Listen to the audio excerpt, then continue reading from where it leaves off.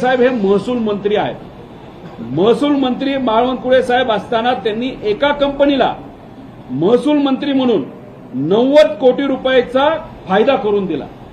तो कसा फायदा करून दिला तर काही महिन्यांपूर्वी आपण जर बघितलं तर बावनकुळे साहेबांचा जो विभाग आहे तो जो रेव्हेन्यू विभाग आहे त्याच्यामध्ये त्यांच्याच एका नेत्याने म्हणजे आमदाराने बावनकुळे साहेबांना मंत्री म्हणून प्रश्न विचारला होता।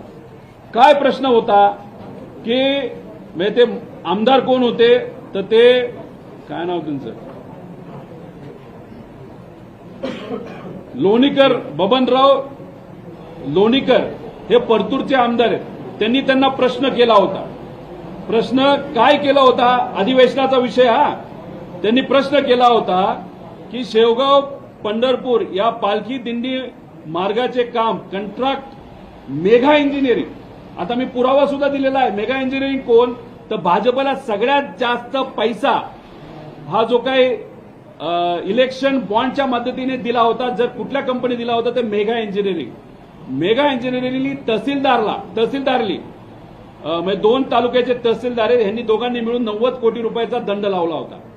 तो दंड लावल्यानंतर तो कमिशनर पर्यंत विषय गेला। कमिशनरनी सांगितलं हा दंड योग्य आहे, कारण मेगा इंजिनिअरिंगली इलिगल पद्धतीने खनिज म्हणजे दगड, माती, मुरुम हा त्या ठिकाणी सरकारला न सांगता तो काढला गेला होता आणि सरकारचा मोठ्या प्रमाणात त्याच्यामध्ये महसूल हा बुडला होता।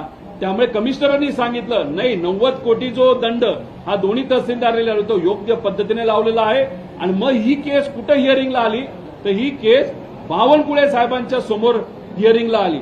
आणि बावनकुळे साहेब अधिवेशनामध्ये उत्तर देताना काय बोलतायत बघा, शेवगाव व पंढरपूर या पालखी दिंडी मार्गाचे काम करणाऱ्या mega engineering infrastructure limited Hyderabad यांनी गौण खनिजाचे अवैध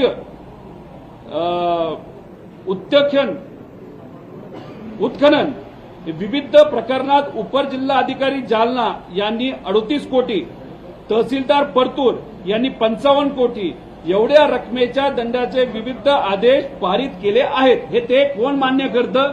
हे बावनकुळे साहेब मान्य करतात, मी नाही, बावनकुळे, खुद्द बावनकुळे साहेब। त्याच्यानंतर दुसरा, तहसीलदार परतूर यांनी विविध प्रकरणी दिलेल्या आदेशाविरुद्ध अपर विभागीय आयुक्त क्रमांक 1 छत्रपती संभाजीनगर यांच्याकडे दाखल केलेले अपील फेटाळण्यात आले। अहिल्यानगर त्याविरुद्ध मंत्री महोदय म्हणजे कमिशनर साहेबांनी हे फेटाळलं आणि मग हे हिअरिंगला कुठं